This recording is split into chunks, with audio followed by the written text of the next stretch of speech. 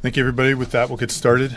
My name is Andrew Meehan. I'm the Assistant Commissioner for Public Affairs at CBP.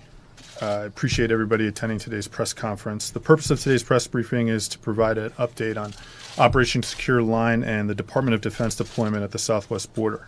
Each of the principals here today will deliver a few remarks, after which we'll open it up for a few questions. With that, I'll turn it over to Commissioner Kevin K. McAleenan. Good afternoon and welcome. Commanding General O'Shaughnessy of U.S. Northern Command and I wanted to update you on our efforts to prepare for enhanced security operations in order to address the potential for large groups of migrants to arrive at the U.S. border as part of a so-called caravan. As of this afternoon, we continue to track a large group of approximately 3,500 traveling through southern Mexico with a stated intent to reach the U.S. border. This group is near the Chiapas-Oaxaca border in southern Mexico. We're also aware of a second large group of migrants at the Ciudad Hidalgo border crossing between Guatemala and Mexico. Size estimates for the second group are around 3,000 as well. To put these numbers in context, we are already facing a border security and humanitarian crisis at our southwest border. Each day, on average, for the last 3 weeks, CBP has encountered a combination of almost 1,900 persons apprehended crossing our border illegally or presenting without documents at ports of entry. Over half of these arrivals have been made up of family units and unaccompanied children who have placed themselves in the hands of violent human smugglers, paying $7,000 per person to make the journey. They're incentivized to try to cross by our border by the gaps in our legal framework and the expectation that they will be allowed to stay. This means that at any given moment, there are tens of thousands of intending migrants between the Guatemala border and the U.S. border moving towards us at any given time. Within that flow, and included, are about 17,000 criminals last year, along with hardened smugglers and people from over 100 countries around the world. And our immigration system is unable to effectively process and repatriate those without the right to remain in the United States due to extensive backlogs in our courts and court restrictions on detaining people through their immigration proceedings. What is new and challenging about this caravan phenomenon is the formation of multiple large groups which present unique safety and border security threats. For the two large groups that we're following, we have already seen the first one make unlawful entry across 2 international borders, and the second, still in Guatemala, has deployed violent and dangerous tactics against both Guatemalan and Mexican border security teams. Accordingly, we are preparing for the contingency of a large group of arriving persons intending to enter the United States in the next several weeks. Our message to the organizers and participants of this caravan is simple. As the President and Secretary Nielsen have made clear, we will not allow a large group to enter the United States in an unsafe and unlawful manner. For those that seek to cross the border illegally, we will apprehend them and fully enforce the laws of the United States. For those that seek to make an asylum claim safely and lawfully at a port of entry, the government of Mexico has already offered you protection and employment authorization. If you are fleeing alleged persecution at home, you have arrived at a safe place to make your claim. If you're an economic migrant seeking to join family members in the United States, you should return home and apply for the appropriate visa. While CBP and its DHS partners processed over 38,000 inadmissible persons claiming fear of return to their home country safely and efficiently at our ports of entry last year, there is no benefit to be part of a large group. The caravan has already been offered protections in Mexico. You will not be allowed to enter the U.S. the same way. I would like to note here that we very much appreciate the efforts of the government of Mexico to address this challenging situation in accordance with the highest principles of protection of human rights and respect for migrants, while upholding the integrity of the Mexican border and Mexican immigration law. We also appreciate the continuing communication and efforts of our Central American partners, especially Guatemala, to address the challenges of these large groups. In terms of our preparations at the border, yesterday we launched Operation Secure Line, a multi-phased and flexible operational response designed to ensure that we are prepared for any number of contingencies involved with the arrival and attempted crossing of a large group of intending migrants at our border, whether they attempt to cross at a port of entry or unlawfully in between ports of entry. An important principle here is that border security is a law enforcement mission, and as the Unified Border Security Agency of the United States, CBP is well equipped, along with support from interagency federal, state, and local partners, to manage multiple contingencies of varying size. Since we initiated our planning 2 weeks ago, we have completed updated assessments of each of our 26 crossing points on the southwest border and already deployed 100 specially trained special response team operators to prepare plans for each location. As information on the approach of a large group at a port of entry is available, we have at the ready 1,000 CBP officers, including 250 tactical enforcement officers and mobile response team professionals with training on managing contingencies, including riot control.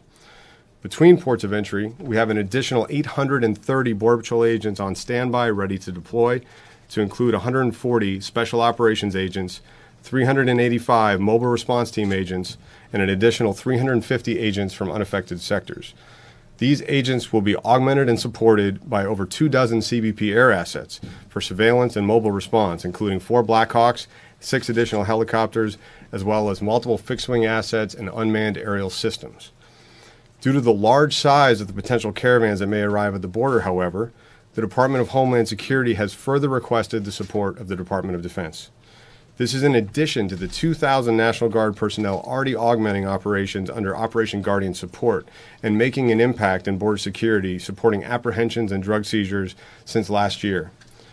Specifically, CBP has requested that DoD provide support in several key areas: significant air and ground transportation and logistics support to move CBP personnel and equipment to locations of operational focus, engineering capabilities and equipment to help ensure our ability to secure our legal crossings in key areas of the border, medical support units, mobile housing for sustaining CBP deployed personnel, and extensive planning support.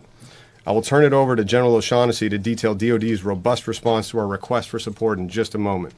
But let me close by saying that regardless of the operational contingencies we face, along with its interagency partners and unprecedented support from DoD, CBP will ensure border security.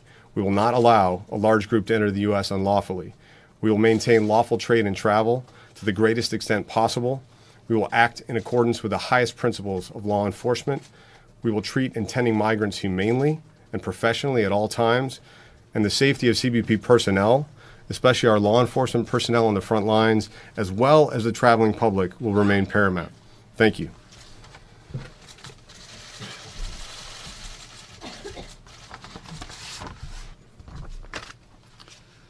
Well, thank you, Commissioner McElwain, for the partnership and the opportunity today to speak about how U.S. Northern Command, as the operational command for the Department of Defense's forces, is providing mission-enhancing capabilities to the Department of Homeland Security and U.S. Customs and Border Protection to harden the southern border.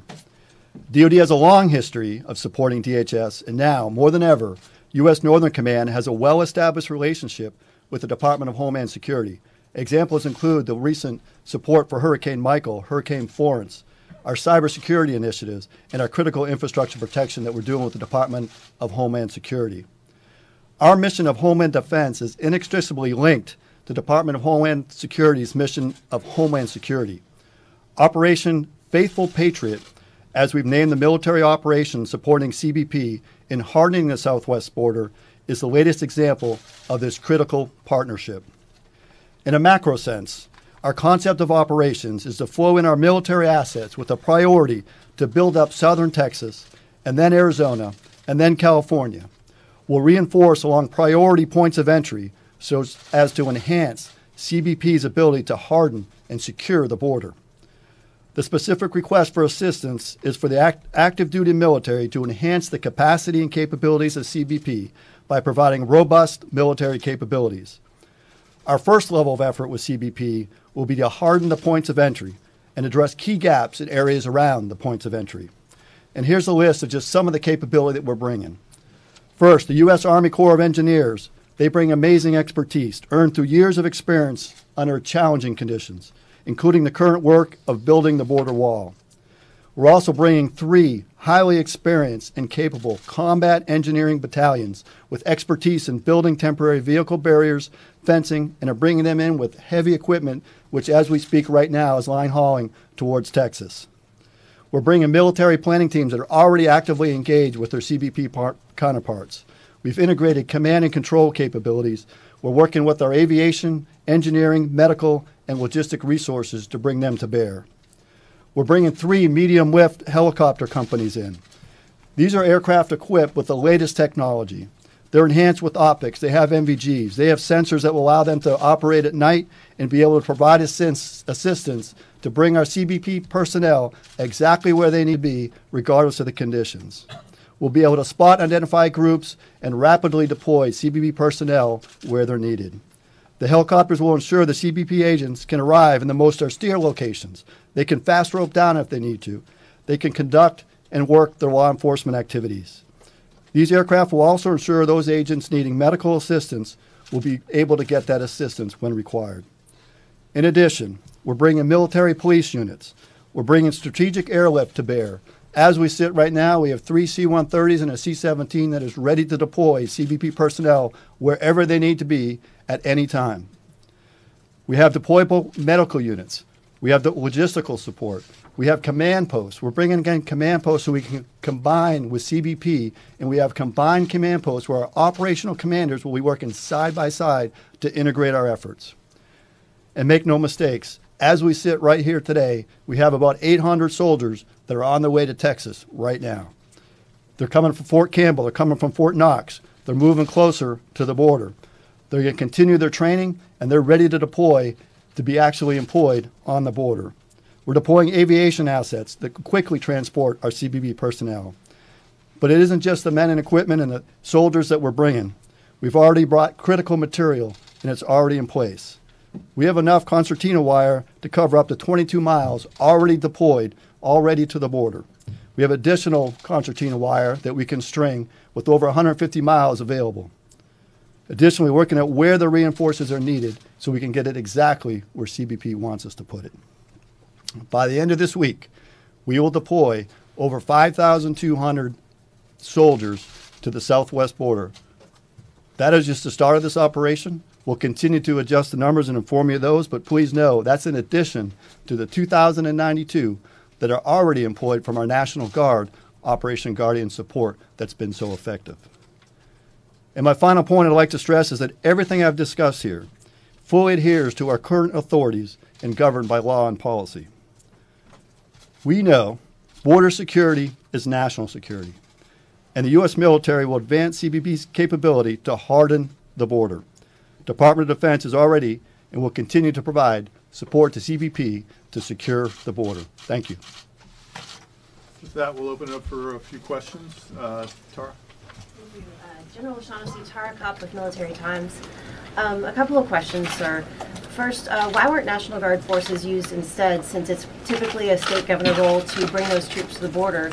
Secondly, how will you ensure that the active duty forces along the border will be operating in compliance with Posse Comitatus, and will those forces be armed? Thank you. Yeah, thanks for those questions. First, to be clear, Operation Guardian Support continues on. 2,092 National Guardsmen employed right now under the governor's authority. That will continue. This effort, Faithful Patriot, is complementary to that effort, but brings additional capability and capacity to help CBP. With respect to Posse Comitatus, everything that we are doing is in line with and adherence to Posse Comitatus. But, sir, why not use the National Guard forces? And will the forces, the active duty troops on their way, will those soldiers be armed? To be clear, we are using the National Guard forces, and that's under Operation Guardian Support, very effectively being employed as we speak right now. We're bringing additional capability with Title X forces under Faithful Patriot. We have the authority given to us by Secretary Mattis. The units that are normally assigned weapons, they are in fact deploying with weapons. Clarity with ABC News. My question is for the CBP Commissioner. You're talking about a caravan that's already dwindled down to 3,500 people. The last caravan eventually dwindled down to only 400 people by the time it reached the border. And yet you're talking about numbers for the active duty military that would be double that. Why do you feel that this is necessary? And is this a political move shortly before the election? Yeah, this group is very large. 3,500 is much larger than the Via Crucis caravan or caravans we've seen in the past. We do see other large groups forming. Again, there's 3,000 or so at the Guatemala-Mexico border now, hoping to join up with the lead group. We do see other caravans forming in El Salvador and elsewhere in Central America. So we've got to be prepared for the potential arrival of a very large group. And because of the size, we want to be able to handle it effectively and safely. What we saw when this group crossed the Honduras-Guatemala borders, they did it very forcefully. They pushed past the Guatemalan security forces. Even more risky was on the Guatemala-Mexico border, where it was a combination of near rioting on the bridge and then crossing illegally the Rio Suchate. So we saw those tactics are different than we've seen in past large groups, and we want to be ready for that. And we think this opportunity to harden our ports of entry, to be ready for mobile deployment between ports, is a better way to prepare for the potential arrival of a large group like this. And do you see this move as political to assuage voters that might be concerned about these caravans? No, this is a law enforcement operation from CBP's perspective, and we partner with DoD all the time to help secure our border. Nick? This question for the Commissioner. For foreign nationals who reach American soil and attempt to exercise their legal right to seek asylum in the United States, how do you plan to proceed? Yeah, under existing law and policy, we'll process people that we apprehend crossing illegally or arriving and presenting lawfully but without documents at our ports of entry the same way we're doing currently. Will be taken into custody, not returned to Mexico? That's an ongoing conversation on how we best handle that group. If they come as a large group, we are talking with Mexico. We're also considering all potential options in terms of administration authority. Geneva? Commissioner, where are the Geneva Santos, CNN? Can you tell me where the Border Patrol additional services are coming from? Are any coming from the northern border or other areas around the country? Yes. So first of all, I mentioned the special operations groups. This is the Border Patrol Tactical Unit, the Border Patrol Search, Trauma, and Rescue Teams. That's a significant portion of the mobile troops. We also have agents identified as members of mobile response teams that come from sectors all over the country. And then because the northern border sectors aren't directly affected by a potential caravan arrival, we would potentially pull a few hundred agents from the northern border if we saw the need for a full-scale operation. Is that happening in this first part, or is that potentially in the future? That's potentially in a future phase as a caravan gets closer and depending on the size of the caravan.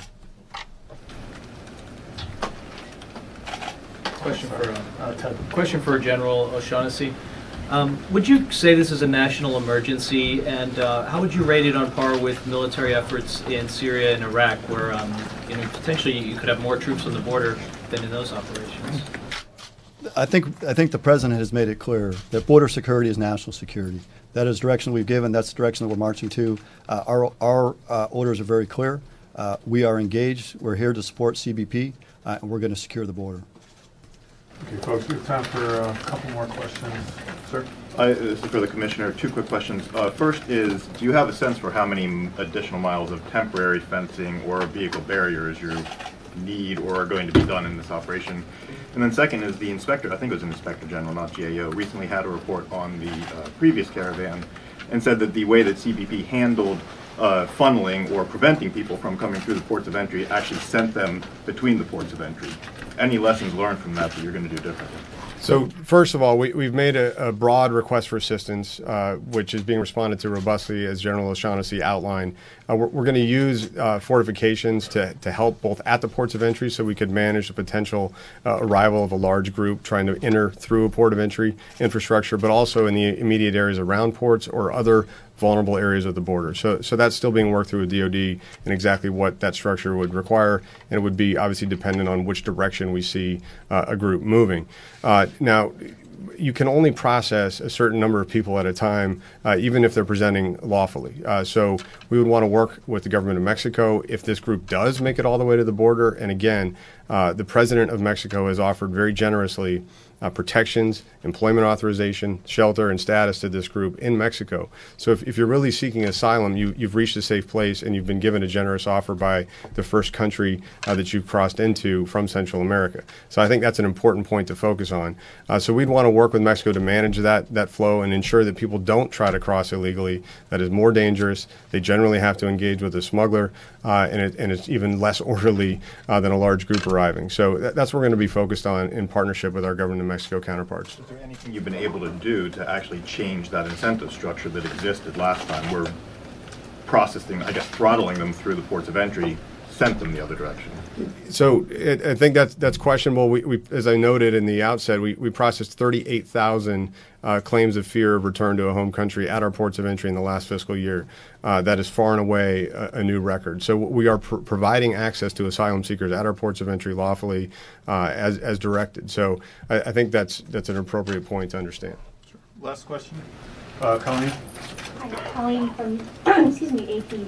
I just wanted to clarify if people are crossing between ports of entry, will they be able to claim asylum if they make it through? What will happen in terms of trying to claim asylum if they manage to get through?